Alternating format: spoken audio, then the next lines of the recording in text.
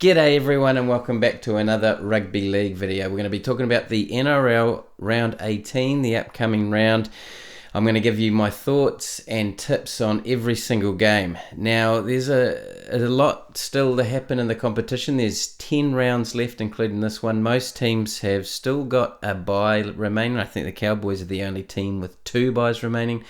And I think the Rabbitohs are the only team with 1 bye remaining. You should fact check that, but still a lot to happen. And then the other big point is, in terms of the overall table, there is only 2 wins separating the team currently coming 5th and the team currently coming 14th. So it is a very close competition, and as I've been saying over the last month or more, this is one of the closest NRL competitions we have seen. So let's get straight into it. The Eels versus Rabbitohs are the first game on Thursday night. Eels currently ranked 16th, second to last, and Rabbitohs currently ranked 14th. So 2 teams that have definitely been struggling this year or should be further up the ladder if they hadn't been impacted so much by injuries. Probably these 2 teams have been hardest hit by injuries this year. Certainly the Rabbitohs, really struggling early on and even sacking their coach.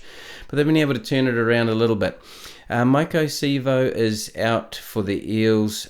Jake Tango comes in on the wing for his debut. Cameron Murray and Latrell Mitchell come in for the Rabbitohs after being rested from State of Origin Game 2. So the Rabbitohs clearly boosted there. The Eels have a 71% win record at Combank Stadium. The Eels are at home. Eels coming off a pretty close loss to the Knights, and they would have been a bit disappointed by that. And the Rabbitohs have been playing pretty well since Latrell Mitchell in particular came back, sparking and reigniting their attack.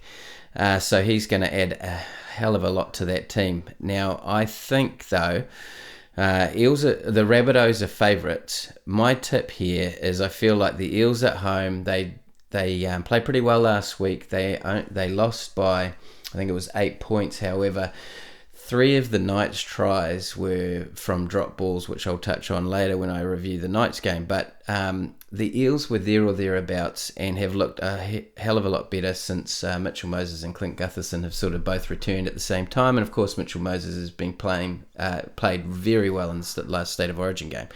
So I'm leaning towards the Eels at home. I think it'll be a close one, 1-12, and a slight upset based on odds.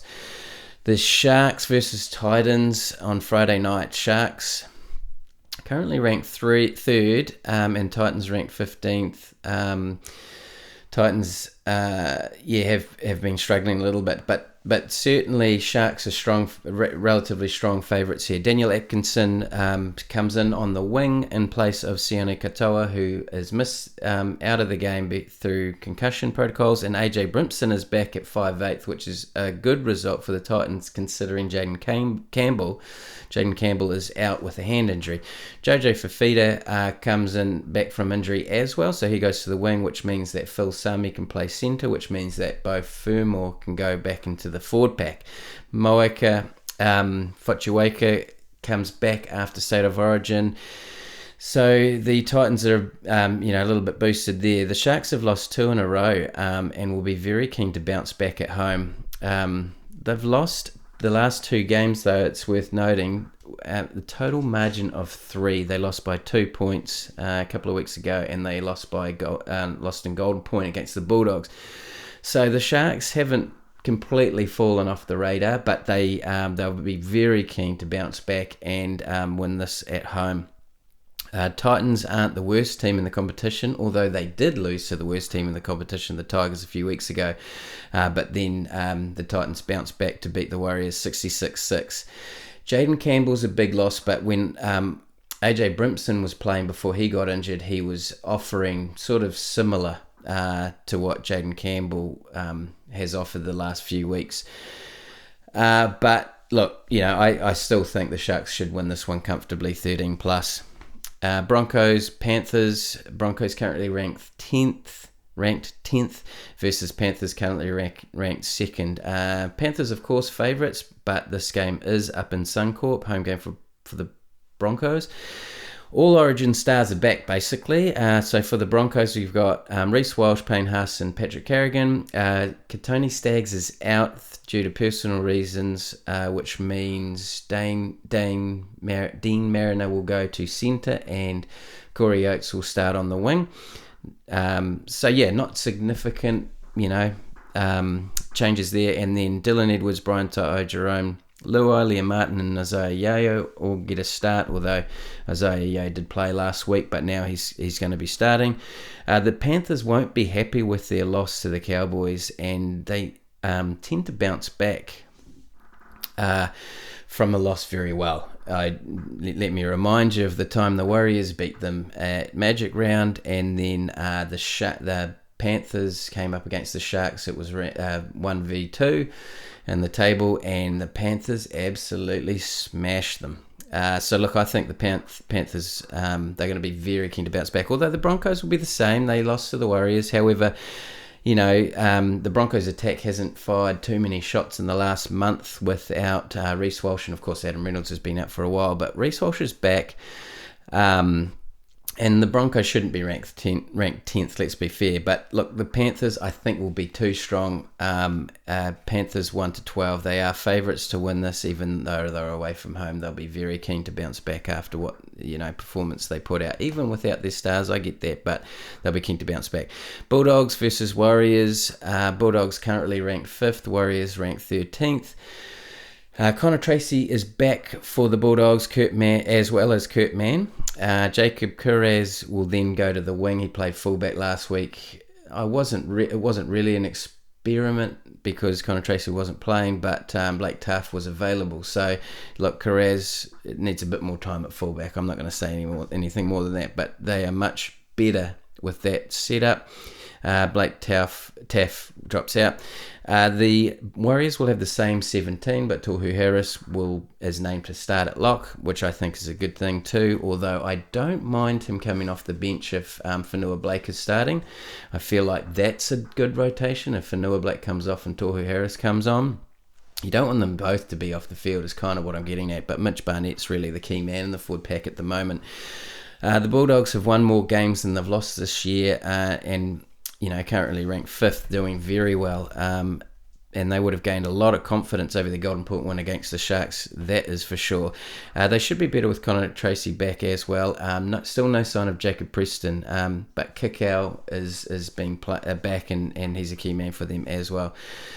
Stephen Crichton is probably their most important player. The Warriors' attack looked good again last week without Sean Johnson, it's worth noting, but their defence was much better again, which was the most important part after losing by 66 points to the last place team. But the Broncos' attack isn't the best attack in the competition, so their defence wasn't as tested as I would say it will be against the Bulldogs. This is a must-win game for the Warriors. The Bulldogs have been tracking okay, but this is a must-win game, really. I know that it's close. However, every game matters, and this is one they will be targeting, I think, especially after a win last week. I'm tipping an upset here for the Warriors to win this one 1-12. Maybe that's my my heart talking. But anyway, Tigers versus Storm. Tigers currently 17th, last place, in Storm currently 1st and 4th. Currently 1st. Charlie Staines is back in for the Tigers, which means Brent Naden drops out. John Bateman is starting after coming back last week from injury off the bench. Harry Grant's rested. That's a massive thing, but he got pumped in the recent State of Origin game and cut above his eye, I believe. Ryan Pappenhausen is back. He just missed the one game. Xavier Coates is out with a hamstring injury, and that means Kane Bradley starting on the wing. First versus last place. Is there much more to say? I mean, let's be fair. This is a pretty one-sided affair. The Tigers they won 2 in a row before getting pumped by the Roosters last week. The Storm have lost only 3 games this year. I don't expect it to be a 4th this weekend. I've got the Storm 13 plus. Cowboys versus Seagulls. Cowboys currently ranked 7th. Seagulls Knights are again pretty close game. There's a couple of good close matchups this week. The Origin Stars are back for the Cowboys. Holmes, Murray Taulagi, Tom Dearden, Ruben Cotter, Nanai and Reece Robson are all back in. Turbo is back for the Seagulls. That is the main talking point for them. He's starting at centre, which means Tolu Koula goes to fullback, Ruben Garrick, Josh Alloway, and then the Origin Stars, Daly Cherry Evans, Jake Trebojevic and Ola Kawatu are all back from Origin. The Seagulls are probably, this is probably their most preferred team this season. I think they probably would have had this sort of lineup in the first game or two, but Turbo's not at fullback and possibly precautionary as he comes back from injury. Not their preferred option or his preferred option, but certainly he's played at centre at Origin level, so he'll be fine. But yeah, it seems like maybe there's less risk on him injuring himself.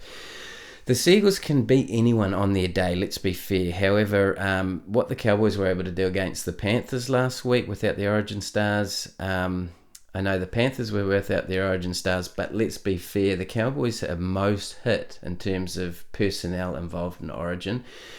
And what they did against the Panthers away was very impressive. Cowboys are sitting quite nicely in 7th place here, back at home, and they've still got 2 buys remaining. I believe they out of 9 games or 9 or 10 rounds remaining, they've got still 2 buys to come. So the Cowboys are sitting pretty at the moment, but I'm going to tip them 1-12.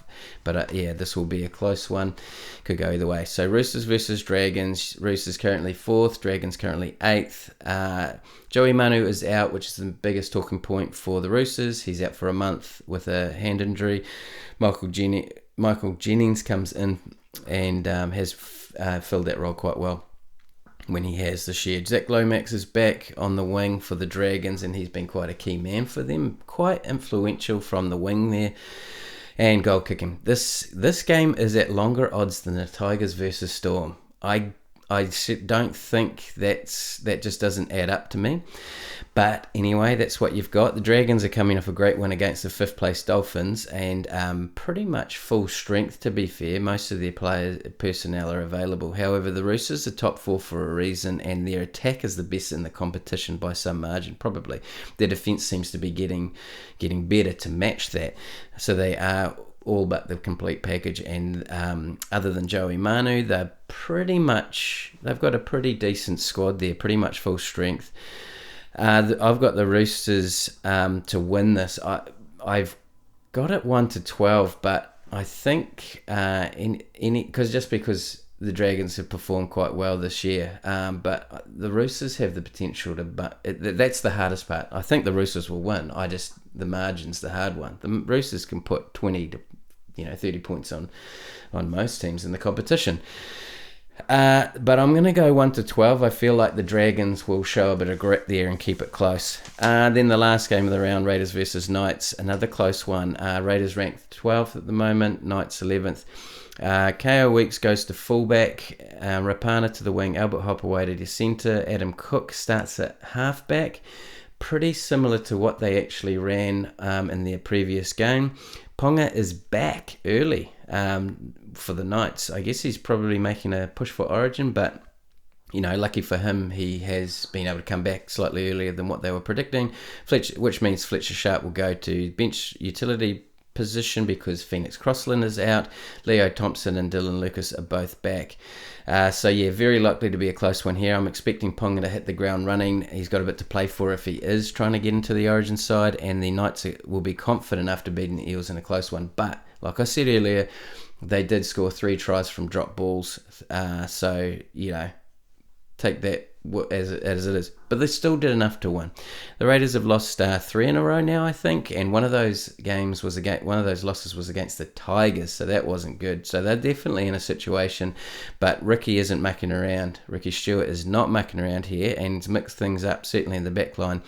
And the Raiders have been declining steadily and now sit outside the top 8 after being there previously.